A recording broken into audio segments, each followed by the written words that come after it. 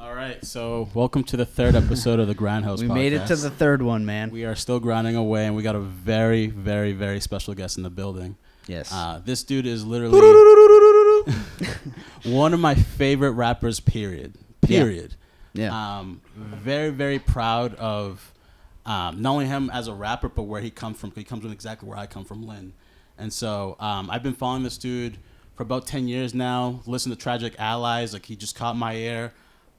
Released 14 Forms of Estee Nack, which just the first song off of that album, Lazy Day Chillin', was just like immediately just like the cinematic like way he just describes just a regular day to him is amazing. And so really locked me into him. Just been doing his thing. Estee Nack is in the building. Thank you so much for being here. Yeah. I'm glad to be here, man. You know what I'm saying? It's a hot day. Yeah. The fans popping. It's cool in here. We're trying to down. keep it cool in here. We're trying, man. Yeah, It's tough. Yeah, literally got the salt water dripping off my body still, man. You know what I'm saying? How was Dominican Republic? I saw you were over there for vacation. Yeah, man. Dominican Republic. Yeah, you know what I'm saying? It was a good time, bro. You know what I mean? Just I went out there to hang out with family mostly, you know what I'm saying? But, I still escape and, end up in all sorts of debauchery and wildness, you know what I mean? Yeah, of course. What part is your family from over there?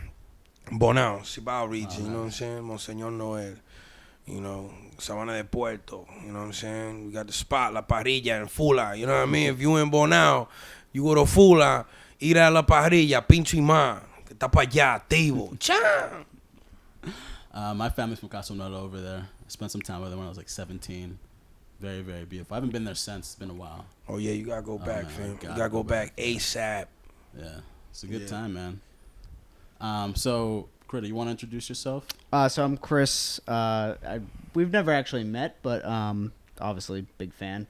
It was funny. He was like, we've been talking about like having you on. Like, we didn't know if we could actually get you. And you responded, and we were like, "Yo, this is fucking awesome." So, yeah, so it's definitely. I think we've always just respected your mind because you always have like just the words that you write, man. It's like it's so inspiring when you hear like time.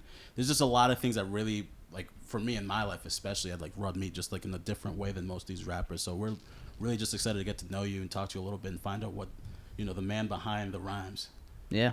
Yeah. So yeah. I guess we could start there. Like, when did you start rapping? How did that come about? I really like, I don't remember exactly when I started rapping because before I started like writing and recording and stuff, I would always like be rapping, you know what I'm saying? Before I did all the rapping stuff though, I was dancing around, trying to write graffiti and shit. By the time I was like 5 or 6, you know what I mean? I already like was trying to get into the arts. My uncle was a b-boy, he used to write a little bit. So that was the first kind of lane that I was rocking with, but just being immersed in the culture, I was just rapping, kicking freestyles and stuff like that. So I mean, as far back as I can remember, riding a bike. Oh yeah, I've been rapping, kicking little raps and little songs. And now, were you always good, or how did that start out? Like, how did your lyricism? I wasn't always a good writer. Yeah, I wasn't always a good writer. I felt I've always been good at spitting. I've always been a vocal person. I know how to use my voice. I've always known how to use my voice. I wasn't always good at freestyling, but I could, if I understood the lyric, I used to be able to perform the hell out of somebody else's rap song. You know what I'm saying? You know what I mean? Well, that's a good way to like practice. You know what I'm saying? When my freestyle got good, you know what I'm saying? Like, it was, I didn't have to go through a whole bunch of science to get good. Yeah. You know what I'm saying? Yeah. So I feel like I was, always all right. I wasn't a great, the writing was, I'm writing matured in like high school, you know what I'm saying? That's when I started like really getting some good writing skills, you know what I'm saying? I started doing, like poetry slams. English teachers was pulling me out of classes and shit. I was like, word. Yeah. Fucking with poetry slams and spending extra time with them ladies. Because I guess, they kind of noticed there was a special ability. Yeah. So they dedicated a lot of time, you know what I'm saying? Shout out to them too, them teachers, man, who like see somebody and they really drill that in, so don't, you know what I'm saying, to like pull that talent out so the kids can see that they got it. A lot of time kids got it and they just don't know it. So was there a special place you went to for that? Was that at school? It was at school. Yeah, it was at school. You know, because at first for me it was like, oh, word. You know, getting out of class and shit like that. You know what I'm saying? Go poetry slam, go write, go do a workshop. That, you know, that shit to me was fantastic. You know what I'm saying? I was like, hell yeah. Because all I did during classes was like write anyway, like, you know, battle somebody on papers, you know, pass the notebook back and forth. Just, you know what I'm saying, with the little battle rhymes, you know what I'm saying? What would you say like your writing process is? Like, do you find a beat and then write to it, or are you writing rhymes and then like? My process at this point is no process. You know what I'm saying? It's pure like impulse, you know what I'm saying? So it's like I might write some shit, you know, I might be writing a track with you right now, and you know, I finish writing my verse and you still writing your verse, and I might write 2 or 3 more verses before you finish yours, and I got these verses, you know what I'm saying? Yeah. Like extra verses. Yeah, so, you know what I'm saying? So they gonna get drilled because, you know, I don't lack nasty beats. Yeah. You know, So you just like archive like a lot of like your writings, and then maybe they don't last too long. Yeah, they don't last too long. You know, I dump them off on some because I'm constantly working. Yeah. So like, yeah, I mean, you have a ton of discography. Like it's and let's bring it back to like when you first started out. How was the landscape of like Lynn hip hop when you first started out? What was that like? It was in the streets. Yeah. Like it was in the streets for real. You know what I'm saying? Like now hip hop on the local scene is more like polished. People in the studios, people on the stages battling, you know, like J2. Yep. You know what I'm saying? People people are doing different things with the music now. You know, before we was on the corners, you know what I'm saying, rapping, Cyphers popping off, spontaneous. Now you have to like go to like a cypher thing. Yeah. You know what I'm saying? For there to be a cypher. I feel you know like what I mean? J2, I think he said the same thing. It was just like we were just outside rapping. Yeah, rapping just happened. It wasn't like we're gonna go not even to the a beats, place. just like you know. Now people, you know, now the cypher is like it's not as natural as it was before. I think it shows also in a way, like it shows like the way like J2, for example, the way J2 raps, same thing, the way you rap. It's a little bit different. He was saying that you have to like prove yourself more back then, whereas now it's like anyone can. Like, I mean, nowadays you got ciphers. I mean, just look at the ciphers that are going on nowadays. They got ciphers where people stand in a circle and there's an order. Yeah. And like everybody gets a chance to rap. Yeah. You know, like nah. You get the ball. I was like, I was this tall, bro. I was this tall at age 12, 13 years old. Yeah. You know, nobody was giving me a chance to rap. I had to take my chance to rap. You know what I mean? Like I had to prove myself. Before I even got a chance to rap, I had to prove myself just to rap. Yeah. Just to get a chance to now try to prove myself that my rap is fire. I had to be loud enough and brazen enough to just, yo, you ain't rapping no more. Now I'm about to rap. And that's that. It's Estee Nack. You know, I just had to like, you know what I'm saying? Yeah. Like I had to come in and, you know, the other guy has to stop rapping. That's the thing. You know what I'm saying? Now, that's a level of discomfort in today's like cypher world. You know what I'm saying? So, it's like you get a certain amount of time, and then the next guy jumps in. Yeah, people wait for you to be finished. Yeah. You know, we was cutting cats off. Cats was cutting us off. We was not letting them cut us off. It was, you know, that sounds like a battles was just spontaneously happening, and nobody was like, oh my God, are they gonna fight? You know, it was like, yo, they're gonna battle, bro. Like it's gonna go down, and if they fight, whatever, what's up? Yeah. You know, but it wasn't normally that wasn't the case. You know what I'm saying? It was, you know, it was a battle. You know what I'm saying? You already know what time it is. You lost. Come back harder next time, G. You know what I'm saying? Or you came and you didn't get a chance to spit. Come back harder next time, G. Don't let them not let you spit. Was there a defining moment when you first started rapping where maybe it was like a loss that you took, or maybe it was like things didn't go the way you wanted it to, that really kind of pushed you to get even better? Like what really pushed you to get better and better every time? Myself, man. I can't really say that there was. I don't. You know, if there was any like, I was telling somebody earlier today, man. I could lose 7 times out of 10 and win 3, bro. I won, cause I ain't paying attention to that other shit. You know what I'm saying? Fly shit only, bro. You know what I'm saying? I don't see losses. You know what I'm saying? I only see wins. You know what I mean? As far as I'm concerned, I never took an L either. Word. You know, not a public one. Not a public one. Not a public one. Not a public one. Cheers to I've that. caught L's in private. Some of my friends, because you know your friends got all the personals. You know what I'm saying? Yeah. They got all the personals, so they gonna tear you up in private. You know what I'm saying? You don't really do that in public to your own people. You know what I'm saying? But in private, they'll pull it all out and tear you up in the basement during a smoking cipher or something. You know what I mean? You got an extended list of friends, matter of fact, that are just like on the go-to. Yeah. Just like you. I mean, all started with I've definitely found other rappers because of you. Yeah. It's just like the tree of life. It's just like it all extends out to and all it's these other amazing artists. It's dope that you collab with other people. I feel like definitely like people in our area don't. Like, I feel like a lot of like Lynn rappers don't rap together. Yeah. Listen, man, I've always been like, on some like movement shit. You know what I'm saying? Yeah. Like a fist is stronger than a finger. You know what I'm saying? I always built to work with cats that's motivated and doing something. Awesome. You know what I'm saying? Yeah. Even at time after time where, cats have shown me that, that's not the way that most people is thinking out here. Yeah. But I don't care. You know what I'm saying? I'm not like them. I'm like me. You know what I mean? So I'm just going to keep doing me. I'm keep inspiring people and being inspired by the people that inspire me. You know what I'm saying? Yeah, like, there is an absolute aura to that. Like when you just go your own way and when people start to realize, oh shit, this person is doing something different. Yeah. That's working. That's like, unseen. It like when you walk in that door, people notice. It's amazing. But just bringing it back real quick, how did you and Tragic Allies get to link up? Purpose is cousins with one of my primo de crianza, like raised cousins, you know what I'm saying?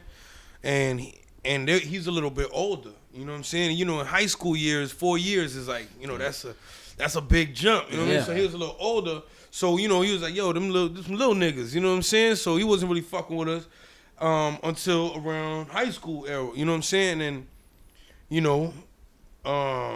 when we had met first over the phone, and we was just spitting raps over the phone. We like battled. It was like it was a battle, you know what I mean? Like we was just battling each other over the phone for like till like 4 a.m. Talking like we went through like rhyme after rhyme after rhyme. We went rhyme for hours. Yeah. You know what I'm saying? Me and Purpose. Shout out Perp. My brother.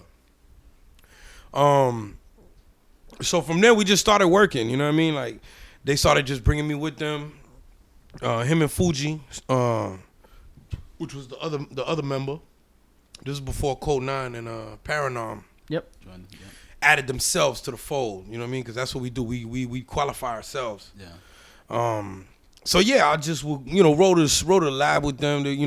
Just getting busy with them. You know what I'm saying? So, at that point it was Tragic Ally featuring Estee Nack all the time. Tragic Ally featuring Estee Nack. Tragic Ally featuring Estee Nack. But within no limit of time, it's just like, yo, fam, just Tragic Allies, bro. It's just a squad thing now. And I was with it because, you know what I'm saying? It's like, yo, we the most workingest cats right now. You know what I mean? So that's pretty much where it went. And that's where it is now, man. You know what I'm saying? Tragic Allies is the team, bro. You know what I'm saying? Oh, yeah. Yeah. So how did, like, you and Al Divino come about? Like, how did that connection happen? I was introduced to Al Divino first. I first heard about Al Divino through my man Justice Bourne. Okay. Through the Rec Shop movement. Rec Shop movement. You know what I mean? Shout out to them. Shout out Rec Shop. So my brother Justice Bourne, you know what I mean? He's always been like ushering talent and just like exalting talent and seeing people that he feels, you know what I'm saying, should be recognized and kind of taking steps to help them, become more recognized. Yeah, definitely. So at this time, Al Divino must have been like knowledge, understanding years, like 13 years old. You know what I'm saying? So, I'm seeing this kid, this young ass kid, just punnisms, just kicking these punnisms with the neck motion and all that shit. Like, I say, yo, this kid's dope. And I'd met him at my man Michelangelo's spot. Who went by at that time he went by the name Mass Appeal.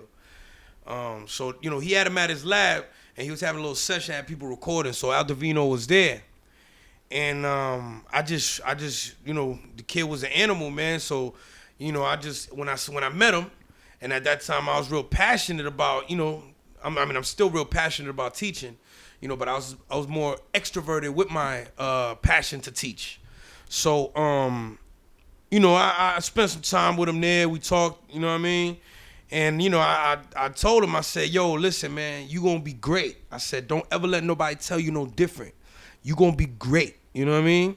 And from there, we was just always cool. You know what I'm saying? Yeah. Like, we was cool. Like, he would hit me up to come out video shoots. You know what I'm saying? I'd hit him up to come out, hang out in my video shoot. We just kind of, and mind you, we didn't work for years. You know what I'm saying?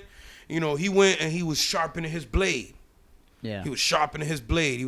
He was learning the ins and outs of how he wants to do his thing. He was becoming in tune with the culture that he wanted to be in tune with. You know what I mean? Because I saw a lot of growth with them too. Like, I remember back when it was that's before I seen you two around. Like, I knew you two separately, and so when you guys started collaborating, I was like, holy shit. This is a great This is the moment. Like, and you collab. guys Like, continued to do that. Yeah. Continued to do that. Yeah. So sorry to cut you off, but like it's just amazing seeing his growth because he was nasty early. Like he was nasty. And but even now. Al Divino, it was perfect. Yeah. Right around the time where he was like, nah, I'm Divino. You know what I mean? Yeah. Like that was it. That was go time. Yeah. That was the time where he was, he was like, yo, listen, man, we're gonna start working. At that point. He broke out the cocoon and that was it. Nobody stopped him since. Yeah. You know what I'm saying? You guys wound up making, and I mean, I'm sure you agree with me on this, like absolute classic. I listen to that record very often. I mean, somebody on the internet, I was reading like YouTube comments while I was like, searching around, listening to stuff. They were like, yo, this sounds like, ski mask music in the winter time. Like they were just describing the visual of like the elements that you have in that album because it sounds it's such a it's like listening to a film almost. You know what I'm saying? Yeah. What was it like? So the making of take us behind the making. Yeah, like of walk Triple us Black. through like how did that get made? It's a feeling, man. When you listen to the album, you're in it. You know? Yo, let me tell you one thing. First and foremost, Triple Black Diamond started off as Divino and me doing an album with him producing and me on like rapping. Yeah. You know what I'm saying? So I laid down like 2 joints and then he had come through and we was going through a joint, he jumped on it. And then we did another joint, he jumped on it. And then we just like yo, we just kept going down that way. So he kind of muckled his way onto the, you know what I'm saying? He kind of like Debo'd his way onto that being, what it was. And you know what? I'm glad that it went down that way, fam, because that's one of my favorite albums of all time, my G. You know what I'm saying? Like, yeah, for sure. That's, try to separate myself, from the bias perspective, but, I still listen to that project. Yeah. I don't listen to all my projects, you know what I'm saying? I feel like, the timing of the project was perfect. So I think I'm glad that everything went the way it was, man. It was fun. Yeah. I mean, I became carefree. I learned how to rap. That's why I say Divino taught me how to rap again. You know what I'm saying? Because I felt I was heading in a direction of satisfaction. Second wind or something like that. Yeah, he gave me a second win, man. Because I was like, yo, this kid's having fun, bro. I'm taking this shit too serious. Yeah. You know what I'm saying? So I was able to learn how to rap again. You know what I mean? That was fun. You guys just tag team like that whole album just flawlessly. Before that album, can I get another one of those? Oh, absolutely. Yeah. Before that album, my favorite like duo album was probably like Binary Star Masters of the Universe. Like that's holy my shit. That's my shit. That was like my if you need to listen to it, that was my shit. Yeah. But then I listened to like Triple Black Diamonds. I was like, all right, like this is like the new type. Like it's like the Mortal Kombat when you're like the old Mortal Kombat and Sega where you're like going through rounds, you're facing the master. Yeah. Triple Black Diamonds was like, whew, it just like rose all the way up to the top. Man, you guys did some crazy. So what was it like?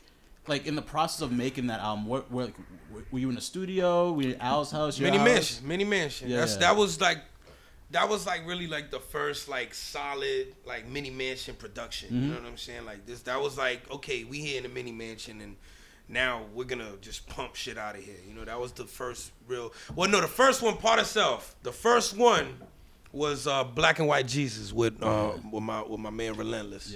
Yeah. That was really the first one, and then Triple Black Diamonds was, you know, that was the momentum. That was like, yo, this is rolling now. You know, the Mini Mansion is official. You know what I'm saying? We doing shit. You know what I mean? Out the Mini Mansion. You know what I mean? So that's, you know, that's pretty much what it was after that too. We did all our other joints out the Mini Mansion too. Man, that's crazy. Everything that's come out, you know, with me has been done at the Mini Mansion thus far. Okay. So all your albums have been made there. After the Black and White Jesus joint, Yeah. up until now, everything's been done in the Mini Mansion. You know what I'm saying? Would you change that, or like you want to keep why going not? with that? It Why works, not? you know. Like I mean, I'll change that. I don't take anything much too serious. yeah. It's just where it happens. You know what I'm saying? That's where you know, it's a great workplace, and a lot of others agree. So it's never really much of a struggle. I don't mind going to other people's studio and working. Yeah. You know what I'm saying? But The goal is to make music. the and goal is to that's make it. music, Yeah. have fun, Yeah. do Do your what you thing, love, yeah. uninterrupted. You Yeah. know what I'm saying? And it goes down at the Mini Mansion, Word, man. You know what I'm saying? Let me ask you, man. You have like a plethora of amazing music, and like some of which I wish there was like a music video to. If you could choose like one of your songs from like past records to shoot a music video to, what would it be? Oof, that's a good ass question, bro.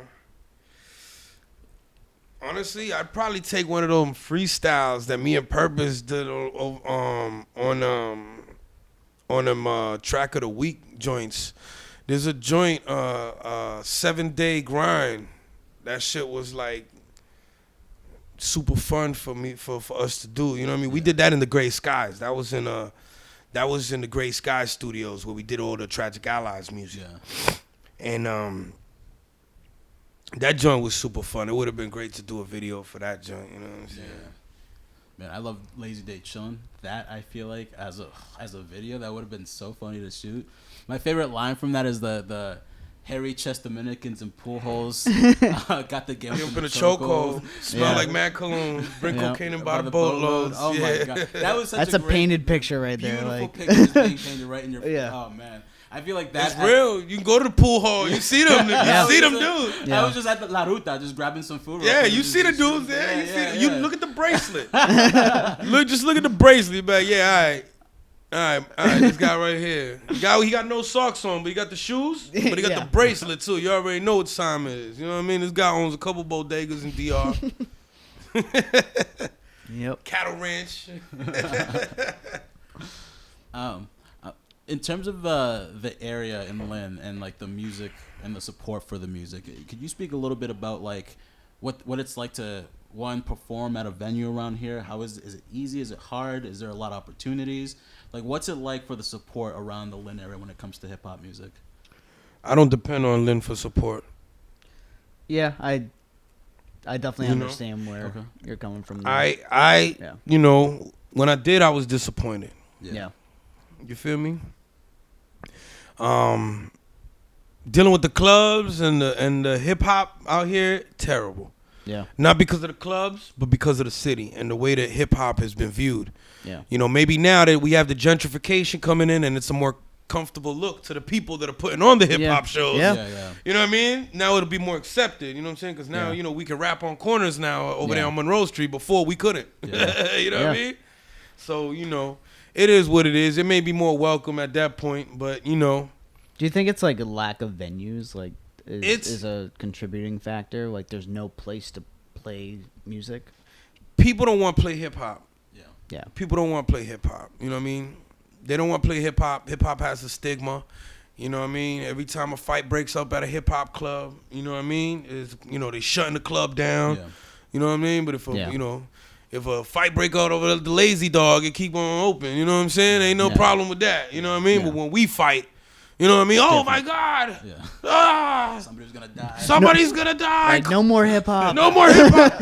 And the clubs, and they shut down the clubs. So, you know, the club owners, when they hear hip hop, they be like, damn, Like, they're going to fight. You know what I'm Yeah. saying? They're going to be like, you know, they just don't want to risk it. And you can't blame the club owners. Yeah. Yeah. You know what I mean? They're taking a risk Yeah. that the city's gonna shut them down. Yeah. Exactly. It's a shame, man. Shout out Phoenix, man, because Phoenix, a couple years back, they was really putting a foot forth, man. Yeah. And we know how that turned up. You know what I'm saying? Little fight, they shut it right down. They did a lot of good for the city, man. As far as hip hop shows, we were having good ass hip hop shows, man. Shout out B-Ham too and I Grind, man. You know what I mean? Because he was behind a lot of that. We were getting that feeling. Yeah. Again, you know what I mean? Like I would have answered this question differently a couple years back. Yeah. You know what I'm saying? But we lost it again. Yeah.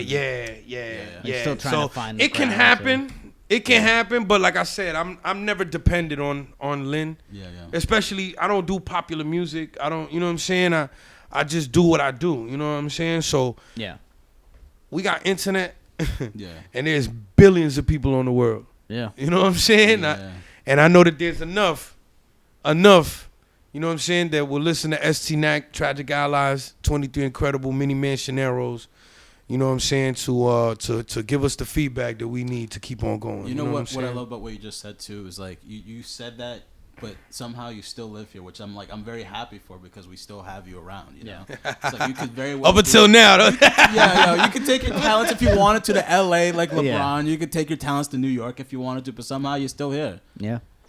What do you think that? Like, are you planning on sort of moving on at all, or are you planning on sticking around this area a little bit more? I'm gonna keep it real with you, G. I have plans to be in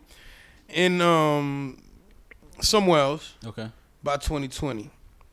But that changed because I have an opportunity out here that I got to exploit. So maybe in 5 to 10 years, I may do that. You know what I'm saying? But si hay un peso suelto, me lo voy a buscar. ¿Tú me entiendes? And I got a great opportunity here to make some extra money. Word. You know what I'm saying? So I'm going to take advantage of that. Word. And then if I got to, take my show on the road, I'm going to take my show on the road. You know what I'm saying? But it got to pay more than what I'm dealing with. You know what I'm saying? Cause I don't depend on the rap shit to pay my bills and all like that either. It does. You know what I mean? It does. Yeah. But I divert. I have no cap on how much money I'm making. You know what I'm saying? Yeah. Have you ever been approached by a sort of a label before, like trying to do a whole label thing with you? Yeah. I mean, like never like one of those like 360 deals. You know what I'm saying? Like, I mean, I wouldn't want that anyway, especially nowadays. Yeah. Because that's pretty much all they offering. Pretty much, yeah. You know what I mean? But I've pretty much dealt with the independent labels. Yeah. Indie labels approach, trying to offer distribution, things like that. Yeah. I don't really want to deal with labels pretty much unless it's just one project type of thing. Yeah. You know what I mean? So if it makes sense at the time. Yeah, I'll do a project, but I want to like sign with a label and like I'm their artist and all that. Yeah. We can like work out deals. We can work out deals. I've worked with Fuck Rap out of Germany. Mm-hmm. I've worked with the good brothers at Item Records. I've worked with Ill Adrenaline? I worked with Ill Adrenaline Records. Shout out my man Benny out Ill Adrenaline. Shout out everybody out in Germany. A lot of guys out in Germany. Yeah. Who help light up a spark with the merch, vinyls, CDs, cassettes, and stuff like that. You know what I'm saying? Which is a good thing. They played an active role in sparking up something that, it never really died, but you know what I mean? The people that were motivated to bring it to the forefront were a little scarce. But now you see there's guys that are coming up and taking advantage of the opportunity to come and make themselves a little bit of money and also help secure themselves part of this glory. You know what I'm saying? Yeah. Because it's bubbling up. Yeah. It's bubbling into the pop culture. Definitely. How do you can you talk a little bit about like selling music as art? So I see that you and Al and a few of the crew pretty much like you put out music for art purposes, right? Yes, indeed. Yeah. And so talk a little bit more about that. I want to know more about the process behind that. Well, up until pretty much, recently, or up until now, the same moment, most people are making music for clubs. Yeah. even like the hardcore shit in the 90s, it was like, you know, turn up in the club, some hardcore shit. You know what I'm saying? You know what I mean? Like, Yep. you know, at this point, we're making music for gallerias, museums, and we've been discredited for a long time, bro. You know what I'm saying? The rapper, any vocalist, music artists, just musicians have been discredited. Yeah. For a long time, bro. Discredited like, and exploited, right? Exploited. A lot of money is made, bro. A lot of money is made off of music. But you know what? They'll ring you out from all your nectar, and then you thrown to the fucking curb. Yeah. You know what I mean? Or if, you know, or you may be, you just may like, never get heard, yeah. and you may have been the greatest thing. There but are because so it wasn't many appealing. musicians that like, well, rappers that just get signed to big labels and then they get shelved. Yeah. And they don't get to make music. Look anymore. at Saigon. Saigon. I don't know if you remember the rapper named Saigon. That motherfucker had hard time putting out a project. I can imagine how many times the big he had to label revise the stops him tracks. from doing it. You know what I'm saying? Because Yeah. you got to pull out this song, put in a new one, pull out Yeah. this song, pull a new one, so that the label says, "All right, let's do this." You know what I Yeah. mean? That shit is not what art should be about. Yeah. Yeah. You know what I mean? So like, we just say, all right, since we're not industry. You know what I'm saying? We're not industry. We don't give a fuck about the industry. At the moment when we don't give a fuck about the industry and we start to say we're artists. You know what I'm saying? Like they've been telling us the whole time, he's an artist. He's a rap artist. We create art. You know what I'm saying? Don't look at I can't be looked at as just a mere music artist. Yeah. I am an artist. You feel what I'm saying? I do art, my G. Leonardo da Vinci does art. You know what I'm saying? These guys that do the sculptures and shit like that, they do art. Yeah. Basquiat did art. You know what I'm saying?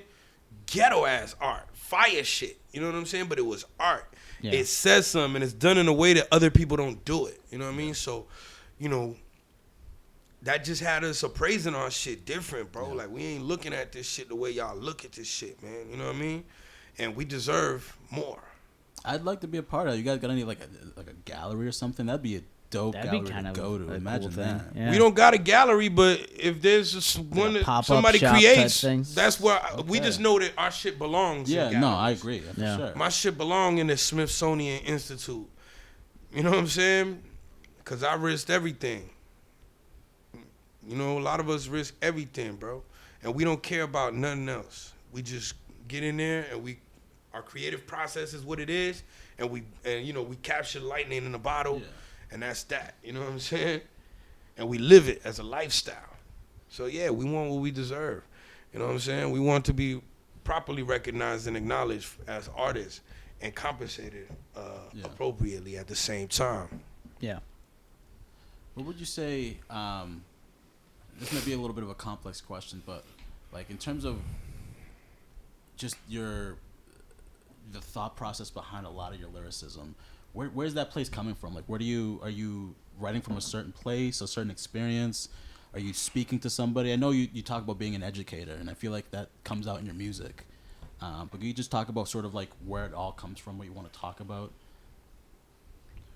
It just comes from my mind, G. Yeah.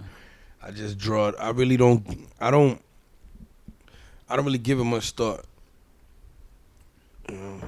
At times I did, but like I said, after Divino taught me how to rap, I just do what I do. You know what I'm saying? Like I get in there, whatever comes out, it kind of comes out, and I just try to make it sound nice. Yeah.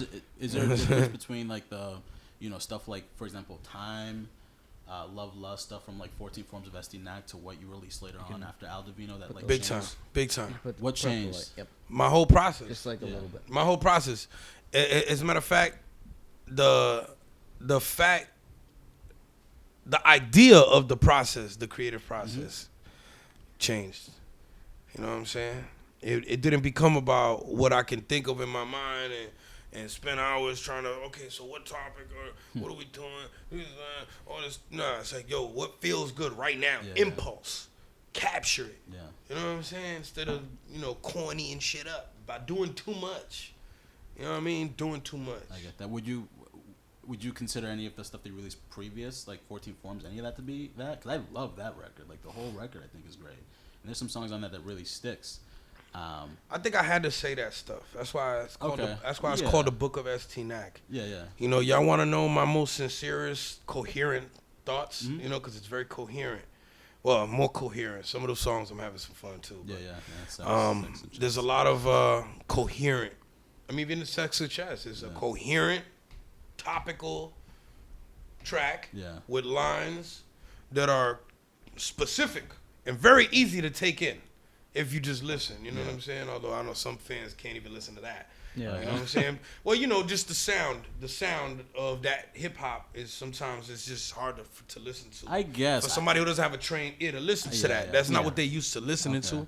So they may hear they're just used hear to, like, yo the yo yo yo yo yo. hits. You know, to them they just hear like mad like 1995 shit, and they're like, you know, that's exactly why I loved it. I guess maybe because I grew up in that era that like it reminded me of that, and it was just such a playful, fun record. Yeah, you know. But some people, you know, because some people is just not into that wave. You know, some heads is into like other waves. You know what I'm saying? It's like, you know, maybe to listen to reggae or trap. You know what I'm saying?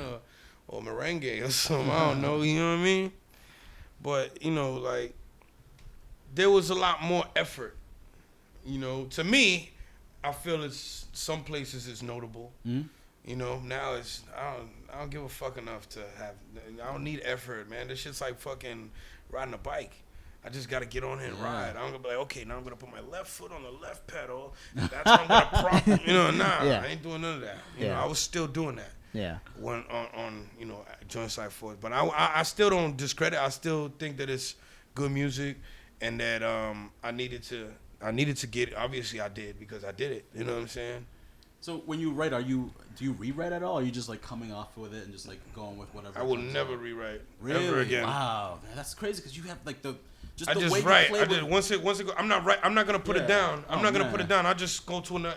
If I don't like it, if the thought that comes, I don't like it, I'm just gonna clear it, think a new one, and then I write it. So by the time I write it, it's there. Yeah, you know, I'm responsible for it. I ain't trying to dirty my shit. See, because I'm a screenwriter, so I don't like rap per se, but I'm writing stories. With me, I'm always rewriting. Like I'll write something and I'll try to figure out how to write it to say it the best with less words and the most visual I can possibly make it. And that's like my process. So I'll write some shit. It's never like the first try is never the clearest or the nicest or the best sounding. But then I'll go back and try to like paraphrase a few things, add in a little bit words here to bring it out more.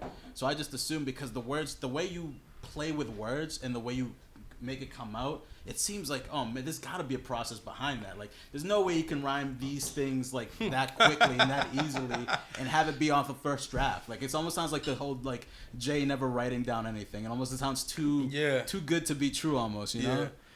Yeah, that's flattering, G. Cause like, I mean, I you know, it's definitely written. You know what I'm saying? But I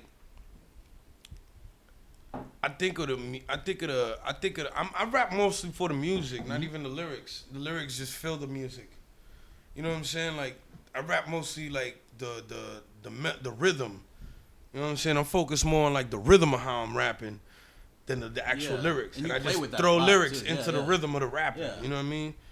So I just, you know, so I remember the quick lyrics because of the rhythm. So it's easy for me to put together like a line that's all right, you know, because like I said, I don't write it until I feel like, yeah, that's nice. If I don't like it, then I'll just think of a new one, a different one, but it's still always going to flow on the cadence.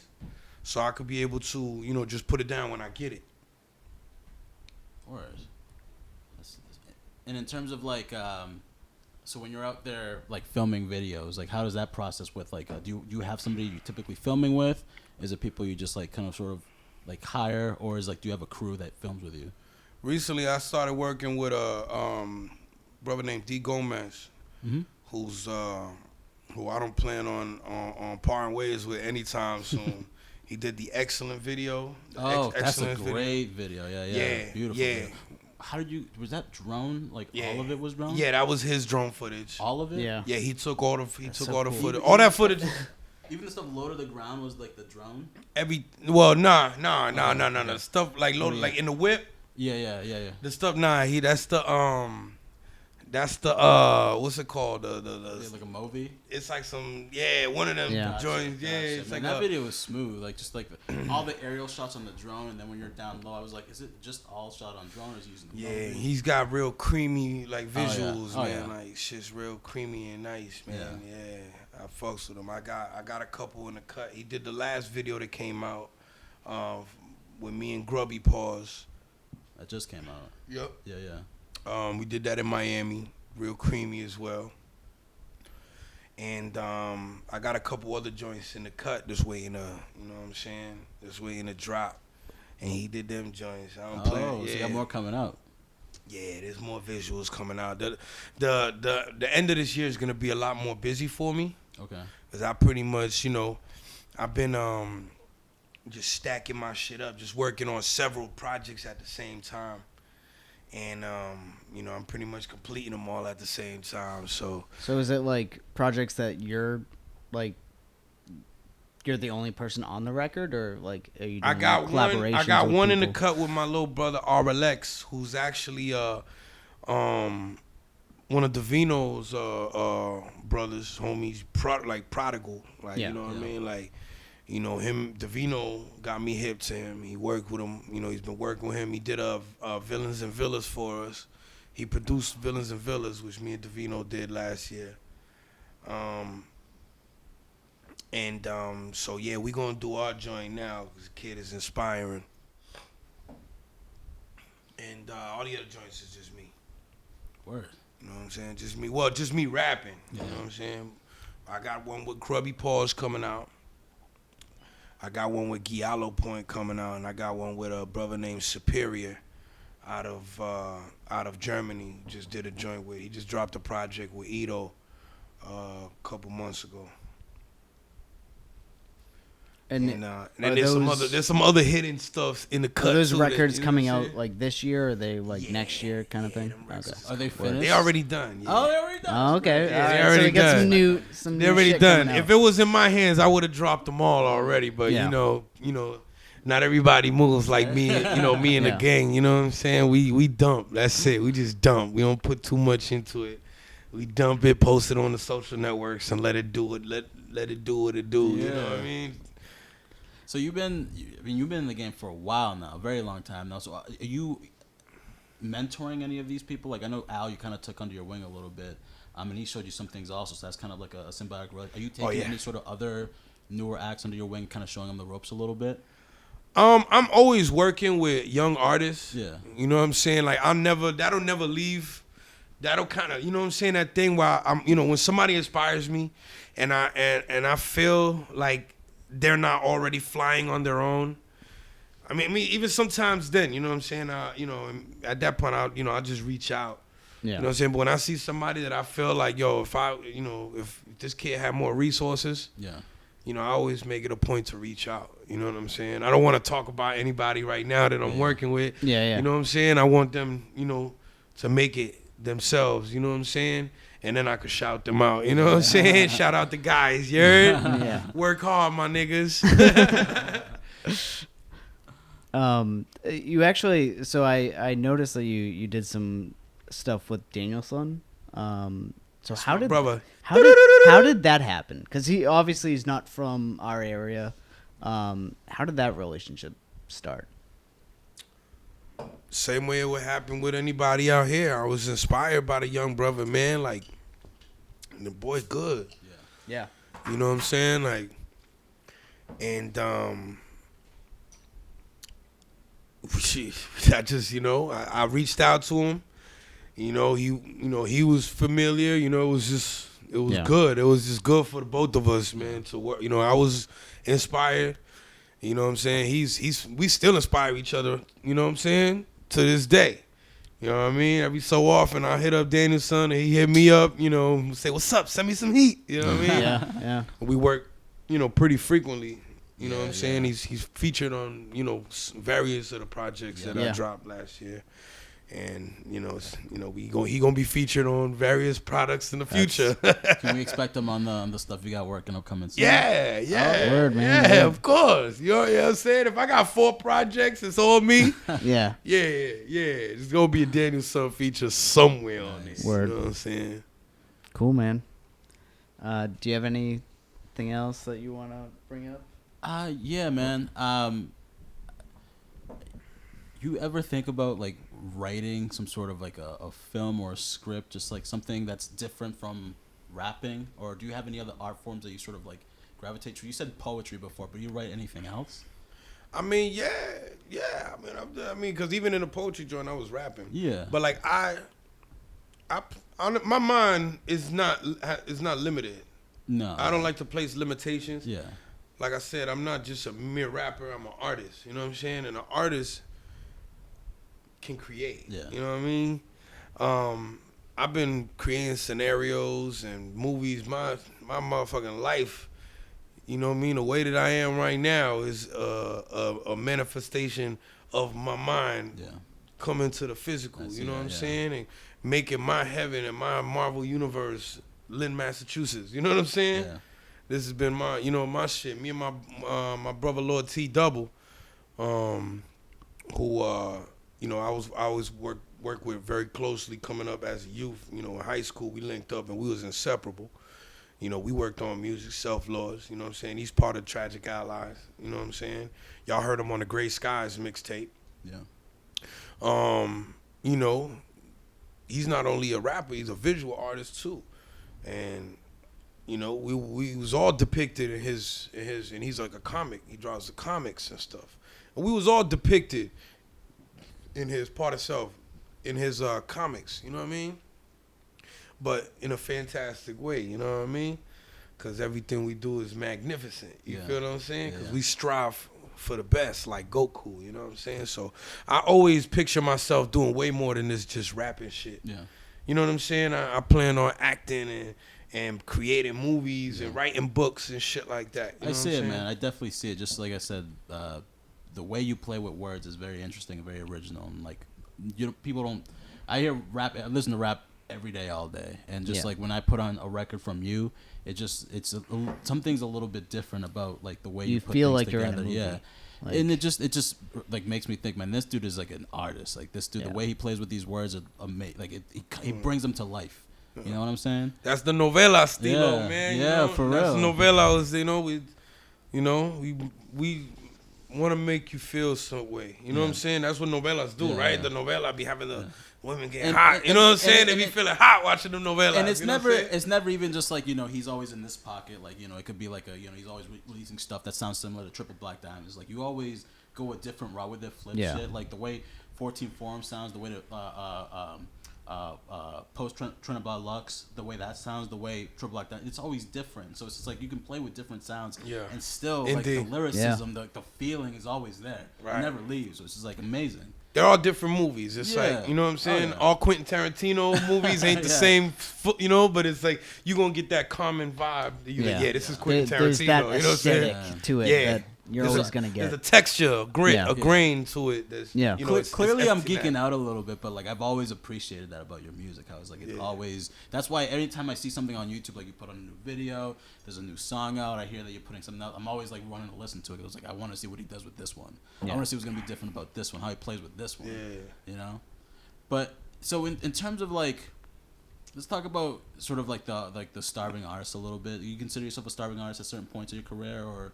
I was a starving artist. How do you get past that phase if you're like a musician? Like if you're talking to somebody who's just as talented as you are, but not getting the recognition they should be getting to. Like, what is your advice to those people going through that? Yo, honestly, I can just tell. My thing was I just really just didn't care no more. Yeah. It came to a point where I was just like, dog, you know what, bro? I spent all these years giving a fuck. That was not the way. You know what I'm saying? The way of today, fuck everybody. Yeah. You know what I'm saying? Like, fuck y'all. You know what I'm saying? If you don't want to fucking support me, bro, I don't give a fuck. You know what I'm saying? You don't like my music, I don't give a fuck. Yeah. You don't play my song on the radio, I don't give a fuck. You're playing Lil Wayne on the radio instead. I'm turning up to Lil Wayne. You know what I'm saying? Like, I don't care. I'm not mad. I'm not bitter anymore. I was bitter. Niggas was bitter, man. We was mad. We felt like we got hijacked. You know what I'm saying? But we didn't get hijacked. We allowed ourselves to be hijacked because we wasn't fly. You know what I'm saying? We lost the fly. You know what I mean? Yeah. I recently came back in tune with my fly. I recently became reacquainted with my fly, and ever since then, I've been so much more successful. I've made tons of money since then. That's awesome, man. I spent all them years trying to do everything right. Yeah. Made no bread. I made a little bread here and there, but I didn't make bread. You know, as soon as I say, you know what, I'm doing this like it's my store. I got the product, and this is what I'm gonna rate it as. You don't want to buy it, don't buy it. You know what I'm saying?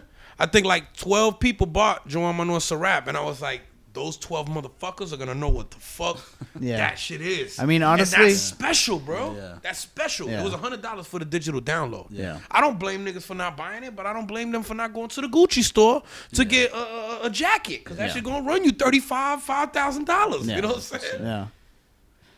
Yeah, I mean, like, we're like, that's how we feel about like the podcast. We're just gonna put out the podcast because we don't care anymore. Exactly. Like, I'm gonna do it anyway. If you don't like it, you don't have to listen to it. Yeah, I'm gonna do it anyway because it's that simple. Like, I was listening to Howard Stern this morning, just like driving in. He was just like, I got fired from like mad radio jobs. He sucked. He fucking sucked for mad long. He'll tell you himself. He sucked. He's like, I just have a need to make people hear me out. Like, I just need to talk. That's what I do. But you know what happened when Howard Stern said, you know what, fuck this, took the tie off, unbuttoned his shirt, and said, you know what, fuck you. You know what I mean? I want to talk what I want to talk about. I want to say what I want to fucking say. You know what I'm saying? And I don't give a fuck what you do. I'm going to do it anyway. I'll do it from the basement of my house if I got to. And that's when Howard Stern fucking blew. And they started wearing leather pants. We're in our kitchen. So. You know what I'm saying? Dressing like a rock star and shit like that. He was, you know. That wasn't Howard Stern when he was trying to, you know, make it happen. He was trying to do everything right. Yeah. You know, how is it the proper way? There ain't no proper way to do this. This shit is art. That's what I'm realizing too. The people who go they're just fuck it. I'm gonna go way the fuck this way. I don't give a shit. People admire that, and that's where I feel like those people kind of get more attention because, like, oh wow, we don't see somebody. They're doing something like, different. And I feel like that's why a lot of like the younger artists try to go like in terms of appearance, they try to go crazy with it, do dreads and do like the whole SoundCloud rapper thing. They know like when you're perceived as somebody who's going different, they'll listen to you. Yeah, that's what it is. Yeah. So it could be appearance, it could just be like you said, like just saying whatever the fuck you really feel like. But that's why I dye my hair blonde. Yeah. People. I dye my hair blonde because you know what? This guy's different. Fuck it. Yeah, it's good for the. It's good for the image. It is. People. But it felt good, really though. It felt good. I was like, you know what? You know, I'm not a boy. Yeah. You know what I'm saying? I'm not a kid. But you know what? I feel like one. Where would you? You know what I'm saying? Ain't nobody gonna tell me I can't get me some young Jun. You know what I'm saying? You dyed blonde in DR. When'd you dye blonde? I dyed it blonde here first. Okay. And then I got it touched up in DR. So girls out there was like, yo, your color's crazy. And I was like, all right, so what color should I do? It's like, they were like, you can leave it blonde, but just not like, because I just bleached it. You know what I'm saying? I just bleached on some wild shit. And they were like, nah, you can keep it blonde, but I'm going to just fix it so it don't look like crazy. And I'm like, I don't know, whatever. It's all good, whatever you want, mama. Yeah. You know what I mean? So, you know, I touched it up in DR. You know what I'm saying? It's time to touch my shit up again. You see what I'm saying? Get my shit. You know what I mean? I got to go to the barbershop too, man. You know what I mean? I chose the beach over the barbershop today. Honestly, same. That's why I'm wearing a hat right now. So, but. Yeah, man. You got any last things you want to say? So we're hitting about an hour. So, do you want to hit him with that last question? So I got this last question that I asked, and it's a little bit morbid.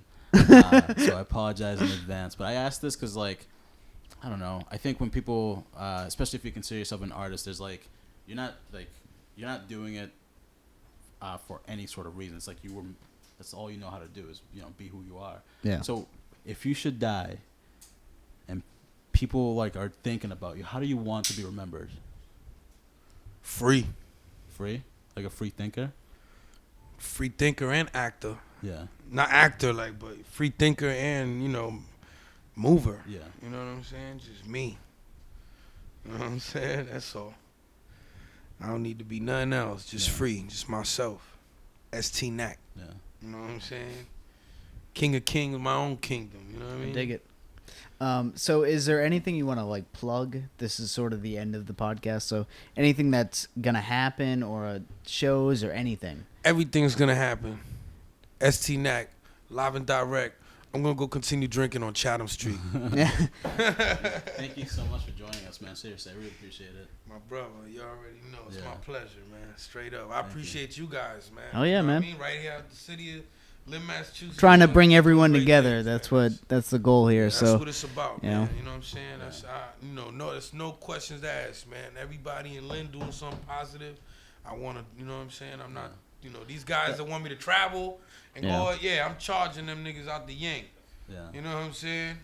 That's But, the mission, man. Like, in my city, I don't charge nobody for nothing, bro. We appreciate it, this man. This is my service to my it city. was like, we were just talking before you got here. It's like, yo, I'm realizing I'm a little nervous right now. Yeah. Like, I actually like really respect this dude. Yeah. Like, he's like, Yeah. It's almost like, you when kids are like That's walking humble. up and they see somebody like, like a Malcolm X or like, I see you as like a, you're. That's crazy. I don't mean to put pressure on you like that. I mean, like, that's big. That's big. I definitely see you as like, man, this is one of these dudes from Lynn who's like, I look up to. Like, I he's know what doing it trying right. to do, Like, he's doing it his own way. Yeah. Like, so many people can get influenced by that. Yeah. So many people get touched by that, And I definitely, like, whenever I see Definitely. you around, I'm like, yo, that's why I can't believe you're still here, man. Like, it's I'll shake your head to that, my man. That's humbling. Yeah, That's humbling, man. Thank you. You know what I mean? Sometimes we be at outer space, man, and we really don't know how much people are paying attention. You know what I'm saying? And, I really just be on Union Street walking down the block, man, with a pastelito in my hand, not really knowing sometimes how much I may, be able to impact, influence, and affect people. For sure, man. You know? have strong words. For sure. You have strong words. So that's humbling, man. Yeah. Thank you. Yeah, man. Thank you guys, man. Straight Cool. up. No problem. So yeah, definitely check out our podcast. Check out our website, grindhouserecordings.com. And yeah, we're available on all podcast platforms. Yeah. So, Thank you so much. Peace. So.